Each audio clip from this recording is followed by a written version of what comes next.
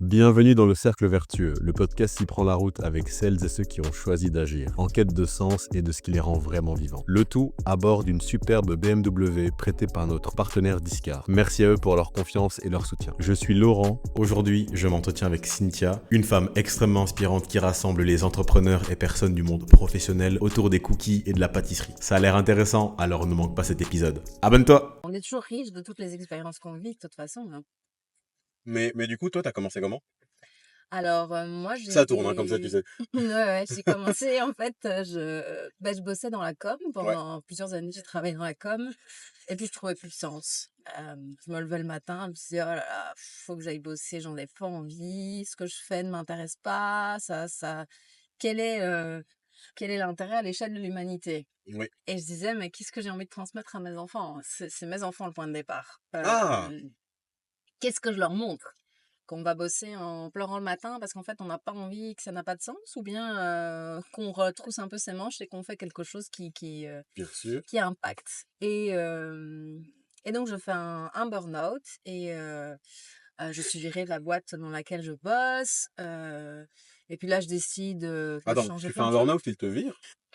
Ils m'ont, ouais, gentiment mis sur le côté et puis virée, ouais. Le monde est méchant. Le monde est un peu méchant, mais en même temps, c'est une bonne chose. Moi, je le prends comme un coup de pied aux fesses qui m'a servi pour la suite. Ok. Donc, je suis très contente de ce qui s'est passé parce que j'ai décidé de reprendre des études de boulangerie, pâtisserie, traiteur. À ce moment-là, je suis un peu paumée. Je me dis: «Qu'est-ce que je vais faire de ma vie, quoi?» Enfin, je me suis jamais posé la question. Tu sais, je me suis mariée, j'ai eu des enfants, c'est sur un petit chemin bien tracé. Et à aucun moment je me suis dit: «Ah bah, tu vas dévier de la route, tu vas prendre un autre chemin». Non, j'allais bosser en com toute ma vie, voilà, sans même me poser la question de savoir si ça allait m'aller. Ouais. Hem Et puis quand tu fais un burn-out, bah, il y a tout qui est remis en question. Tout le sens de toute la vie que tu as menée jusqu'à ce moment-là. Je me dis: «Bah, est-ce que vraiment, la relation que j'ai a du sens?» Bah, non. Oh, ok. Donc en fait, j'ai tout, envoyé, baqué, en même temps. Donc on a divorcé, on a vendu la maison, je me suis installée dans un appart avec mes petits gars, hem et j'ai repris des études, de boulangerie-pâtisserie à ce moment-là. Ouais. Et juste là-dessus, ça fait quoi de reprendre des études? Bah, franchement, à 33 ans, c'est un peu bizarre Mhm. parce que tu te retrouves dans les classes avec, avec des gamins. Tu te dis: «Est-ce que ça va matcher? Est-ce que, intellectuellement, je vais être nourrie?» Parce que moi, j'ai vraiment besoin de ça. Bien sûr. Et en fait, c'était hyper cool parce que ça m'a permis de lâcher un petit peu et d'être moins dans l'intellectuel, mais plus dans le faire et de prendre le temps de faire les choses et de Ouais. rencontrer les gens vraiment pour ce qu'ils sont. Ouais. Donc c'était vraiment très cool. La première semaine, je me suis demandé ce que je foutais là, pour te dire la vérité. Parce que bon, tu te retrouves avec des gamins de 20 ans et toi, t'en as 33, t'es la doyenne. Enfin, à 33 ans, être la doyenne de De la quelque classe, chose, oui, c'est c'est quand quand même même. bizarre, quoi. J'imagine. Donc, voilà. Mais très chouette expérience. Et puis, je commence ces études-là. Et là, ça va pas assez vite, quoi. C'est 3 ans, je me dis: «Mais oh là là, je peux pas rester 3 ans coincée là-dedans, c'est pas Bien sûr. possible, il faut que je bouge, il faut que j'avance, moi j'ai envie de m'y mettre». Et donc, au bout de 2 ans, je passe le jury central pour obtenir mon diplôme, parce qu'il faut un accès à la profession pour Oui, qui est la le norme métier AFSCA, non, c'est ça? oui, c'est ça, pour avoir toutes les choses en place et te lancer, il faut que Bien tu aies sûr. ton diplôme. Donc, bah, je passe le jury et j'obtiens mon diplôme. Et là, bim, je me lance. Voilà. Désolé, c'est génial. J'aimerais pas le faire, mais ça a l'air génial. C'était cool. Franchement, je le referais si, Tu devais? ouais, ouais, vraiment. Et j'encouragerais mes enfants aussi. Tu sais, je viens d'une famille où, moi, je suis italienne, donc Mhm. c'était très, je fais les études. Mes grands-parents ont immigré ici en Belgique dans les années Et bien 50. sûr. Mon grand-père a travaillé dans les mines. Donc c'était, on est venu ici pour que les enfants et les petits-enfants soient socialement beaucoup plus Mhm. élevés que nous, gagnent de l'argent et vivent bien. Oui. Heu Et donc, tu te retrouves coincé à faire des études de droit, alors qu'en fait, c'est pas vraiment ça que tu veux faire, mais tu t'es jamais même posé la question de savoir si c'était ça que tu voulais faire ou pas, Mhm. parce que c'est comme ça, tu parles bien. J'étais l'aînée de la famille, en plus des deux côtés, donc j'étais en contact avec des adultes en permanence, donc forcément que je parlais bien, je ne parlais qu'avec des grands. Et oh, tu finiras avocate, donc sans même me poser la question, je me suis lancée dans des études de droit. Ah oui. Waouh, ça a été chaud. Ça a été très très chaud. Au bout de 6 mois, je me suis dit non, mais en fait, c'est pas pour moi, quoi. Mais études de droit que t'as fini, non?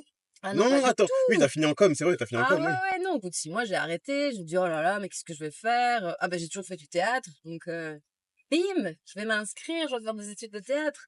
Sauf que moi, ce que j'aime, ce sont les mots Mhm. et les textes, les grands auteurs, ça me fait vibrer. Et petite place au conservatoire, je m'y prends très très tard pour m'inscrire. Et il reste une place dans une école Mhm. qui est une école que je découvre après, une école de mime. Ah ouais. Pardon. Je suis pas prête à ça. Vraiment, je suis pas prête à ça. Et les gens sont pas prêts non plus à ce Ok. que je sois là.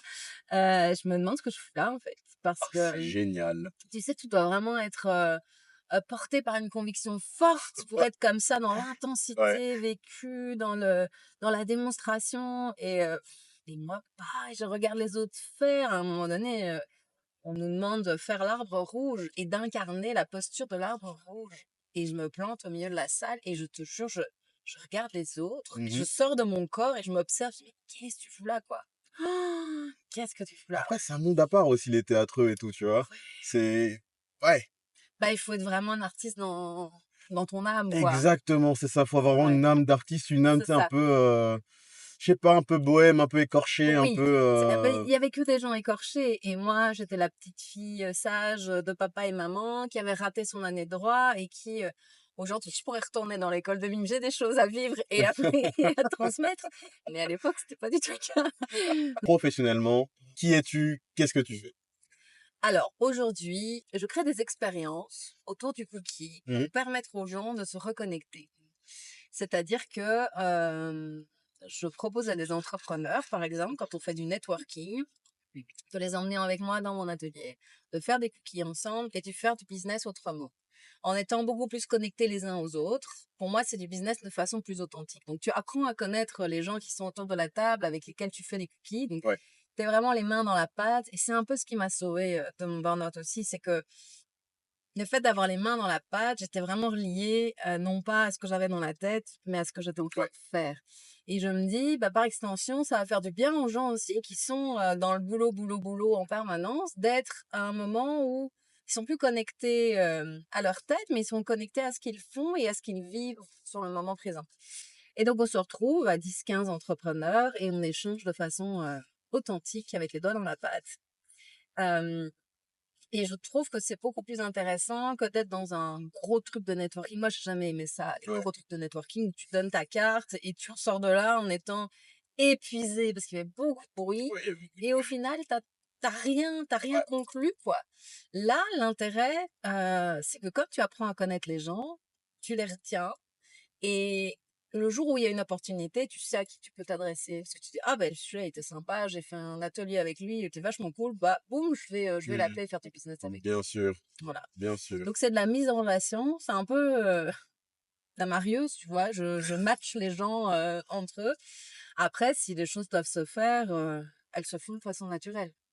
Donc, tu fais des networking Mhm. autour Ouais, des cookies et de la pâtisserie, quoi. c'est ça. J'ai appelé ça la cookie thérapie.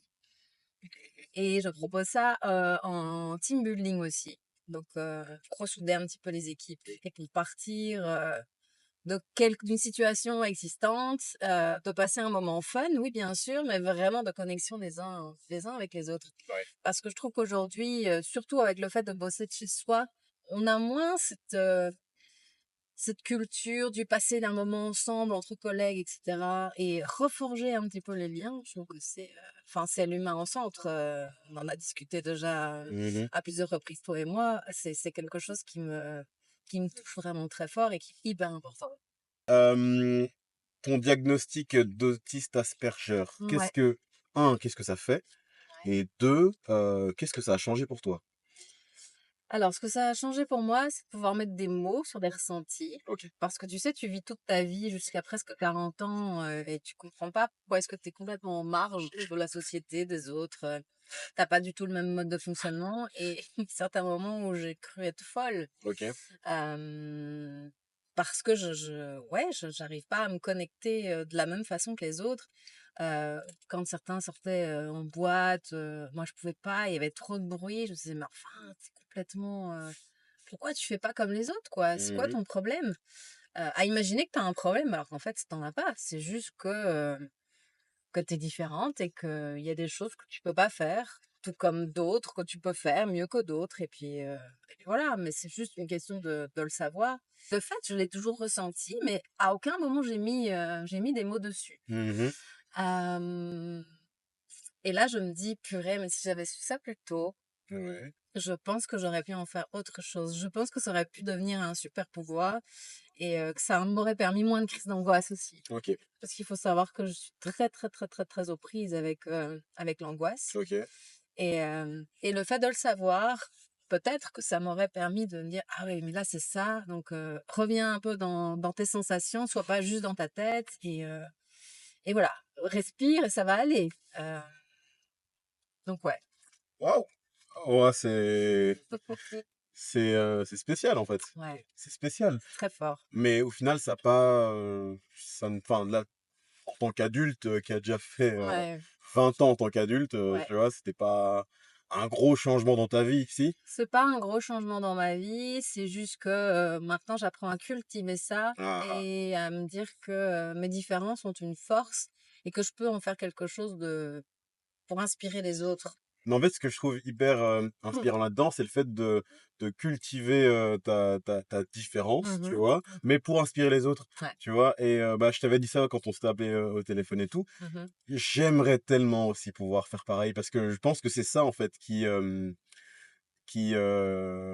peut rassembler les gens, tu vois. ouais. Tu as parlé tout à l'heure du fait d'être une femme et que tu peux faire des conférences, enfin, que tu fais des conférences où tu Ouais. peux faire du networking et tout là-dessus. Bah, être une femme, c'est une différence, Bah ouais. malheureusement, tu vois. Ouais, ouais. Être autiste Asperger, c'est une différence Ouais, aussi. c'est sûr. Et le nombre de personnes, tu vois, qui pourraient aussi, grâce à juste à t'écouter une fois, mettre des mots sur ça, je pense Mhm. que ça, peut-être, c'est déjà une victoire, tu Ah vois. mais clairement, mais c'est pour ça que je le fais. C'est pour ça que j'ai créé du networking autrement aussi. Oui. C'est comme moi, le monde actuel, les cases comme elles le sont ne me correspondent pas. Et donc j'ai créé quelque chose qui me ressemble. Et si aujourd'hui quelqu'un entend mon discours et se dit, bah en fait, c'est pas grave de pas rentrer dans les cases, on est tous capables de faire quelque chose qui nous ressemble, Oui. même si ça n'existe pas encore, justement, si ça n'existe pas encore. C'est ça qui est juste incroyable. Tu disais, être une femme, c'est déjà une différence. Et pour moi, c'est une richesse. euh, c'est une richesse d'être une femme. C'est pas facile tous les jours, Mhm. surtout quand t'es maman et que t'es seule. Mais, euh, mais j'en fais, je cultive cette différence et je montre à mes garçons, tu vois, ce qui est possible de faire grâce à nos différences, justement. Donc, si je peux impacter, mais j'ai tout gagné, même une seule personne. Mhm. Et tu as déjà eu des retours sur ton... Enfin, des retours de personnes qui ont dit que oui, moi, j'ai été impacté par ce que tu as dit? Ouais. Ah ouais? À chaque conférence. Oh. Et ça, c'est très fort. Et tu sais, parfois, parce qu'il faut pas se mentir, hein, je fais ce que je fais et je m'arrête pas, mais c'est pas pour autant que je souffre pas du syndrome de l'imposteur. Et quand avant de rentrer sur une scène, j'ai un coup de stress, je me dis, oh là là, mais qu'est-ce que je fais là? Qu'est-ce que je vais bien pouvoir dire à ces gens? Mhm. Et quand je sors de là et que tu as plusieurs personnes qui viennent en pleurs, me trouver en disant, waouh, ce que tu as dit, Oh. c'est hyper fort, je me dis, mais j'en ai des frissons. Mais Ça, moi aussi, j'en ai tout à l'heure. je me dis, bah, j'ai gagné, en fait. J'ai réussi à changer la vie d'une personne. Oui. Et moi, c'est ça que j'ai envie de faire aujourd'hui, tu vois. Que ce soit avec les cookies ou pas, je crois que le cookie est le prétexte pour créer des moments où les humains se connectent et apprennent les uns des autres et grandissent surtout. Mhm. C'est hyper, hyper fort et hyper beau. Oh. Non, mais moi, ça me... Voilà. C'est le genre de Laïus qui, moi, ça me fait fondre. Et Tu c'est vois? trop gai, en fait, de se dire, je suis capable de faire de grandes choses. Tu vois, ça, c'est ce que j'ai envie de transmettre à mes enfants. Mhm. Vous êtes capable de faire de grandes choses. Oui. Peu importe ce que vous faites, que vous fassiez des études ou pas. Moi, je m'en fous. Je veux juste que vous soyez heureux et que vous impactiez le monde à votre façon. Moi, j'ai décidé d'impacter le monde au départ en faisant des cookies bio et Ouais. artisanaux. euh, Parce que c'était ma façon à moi, à ce moment-là, de transmettre. Et puis maintenant, bah, je me rends compte que c'est complètement autre chose, que j'impacte par ma voix, Ouais. par le discours que j'ai. Et j'ai très envie de ça pour mes gamins, quoi. Allez-y, faites ce que vous voulez, soyez heureux. Et en fait, ça va impacter le monde par soi-même. Et c'est hyper fort. C'est vraiment super fort. Ouais. Mais j'ai encore une nuance à apporter là-dessus, tu vois. Ouais. J'aimerais vraiment transmettre à mes futurs enfants ou toutes les personnes que je croise, tu vois. Mhm. Juste, viens d'abord, on est une bonne personne, on est gentil, on est Ah oui, agréable. ça c'est la base même de tout. Ouais. Pour moi, la gentillesse, tu sais, aujourd'hui, c'est un peu connoté négativement. Sûr. Il est gentil, donc forcément, il est stupide. Bah non, on peut être gentil. Et pour moi, c'est la plus belle des armes, la gentillesse. Parce que c'est quelque chose de très fort qui peut changer le monde. Et c'est très puissant Mhm. d'être gentil parce que tu obtiens tout ce que tu veux quand tu es gentil. C'est vraiment une très belle arme. Et c'est vrai, cette nuance, elle est très importante que tu apportes. C'est avant tout, c'est ça. Soyez gentils et la vie vous le rendra bien. Moi, je suis persuadée qu'il y a, je sais pas, il y a un espèce de truc comme ça qui te permet, quand t'es gentil, de le recevoir au centuple par la suite. Ouais. J'espère. Et moi, j'y crois aussi. Mm. Moi, je pense sincèrement que, tu vois, si on est agréable avec les gens, et même ce que j'aime bien, moi, c'est plus essayer de laisser les gens mieux que comment tu les as Ah trouvés. oui, ça Tu vois c'est ce que je veux clair. dire? Ouais, ouais. Juste avec un compliment, tu Ouais, vois, avec un juste truc. ça. Ouais, juste un tout petit truc, tu vois. C'est Mais, tellement important. Et tu on- sais, même parfois, moi, je suis à fond sur LinkedIn pour l'instant. Mhm. Juste en commentaire, parfois, des gens viennent te dire des choses et toi, tu leur réponds de tout cœur. Et tu vois que ça les impacte vraiment. Et après, ils viennent te parler en privé, en disant, oh là là, tu sais ce que tu m'as dit là, ça m'a tellement touché. Mais c'est gratuit, ça m'a juste fait plaisir de te le donner, ce compliment. Donc, Bien sûr, profite en fait. C'est bien c'est sûr. trop gai. Donc, c'est chouette de voir l'impact que tu peux avoir juste en disant une petite phrase gentille sur la personne. Ou tu sais, comme on voit pour l'instant, tu te balades dans la rue et tu dis à la nana, j'ai participé à un truc il y a pas très longtemps et j'ai vu une nana hyper bien sapée, mais elle était magnifique, quoi. Mhm. Et je lui ai dit, tu vois, écoute, il faut que je te dise un truc que je trouve magnifique. Écoute, elle s'est mise à pleurer. Bah, bien sûr. Elle me dit: «Oh mais ça me touche tellement qu'on me dise ça, tu sais, je» et alors elle commençait à me raconter sa vie, elle a vécu des choses très difficiles et arriver à ce que quelqu'un vienne lui dire: «Tu es belle telle que tu es», bah, c'était sa victoire. Moi, qu'est-ce que ça m'a coûté? Rien en fait. Bien Juste sûr. de tout cœur, je suis allée dire quelque chose à une personne. Donc sois gentil, la vie te le rendra. Le fait que là maintenant tu te concentres sur impacter les gens, moi, je trouve ça Ouais, génial. ouais. Bah, tu sais, il y a pas très longtemps, on m'a diagnostiqué une tumeur au cerveau. Ça fait 1 an et demi à peu près et Et là, tu revois un petit peu les priorités dans ta vie. Et tu te dis, mais Mhm. qu'est-ce que je vais faire maintenant? Parce que quand je suis allée voir le médecin la première fois, il savait absolument pas ce que c'était.